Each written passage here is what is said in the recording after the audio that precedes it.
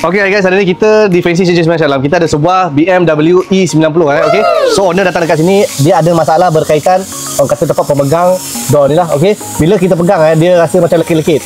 Getah dia dah mula mereput and then dah mula mencair. Okay, so barang kita dah ada dah, dah sampai stok. Okay, dan sebelah sini pun sama, nampak? Sangat-sangat teruk lah. Okay, ini pun kalau kita pegang pun dia tu dah kata mula mereput dah, nampak? Dia dah crack. Okay, ini bila saya pegang pun dia ada orang kata minyak-minyak and then rasa melekit-lekit lah. Alright, so kita tengok nanti bila dah siap macam mana. Okay, so korang yang ada masalah berkaitan macam ni boleh hadir di Fancy Changes Malam. Kita akan bagi harga special dan juga promosi yang terbaik. Tapi korang jangan lupa follow, like, share untuk konten yang seterusnya. Okay, ngam, see you. Bye. Okay guys, so sekarang kita punya technician dah siap pasang semula, nampak? Saya pegang pun orang kata sedap, tak melekit, and then orang kata material dia pun cantik lah. Okay, baru kita ada yakin nak kata pegang. Alright, so ini yang lama punya, nampak? Ini dah mula melekit, nampak? Dah mula orang kata melekit. Bila pegang pun orang kata berair-air, nampak? Dia punya, nampak?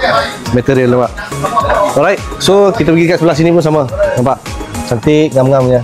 Alright, pegang pun tak ada halnya. Alright, so korang yang nak pasang ataupun ada masalah berkaitan macam ni, jangan malu, jangan segan, WhatsApp kita ataupun walk in, kita terus buat pemasangan lah. Okay, ngam, see you.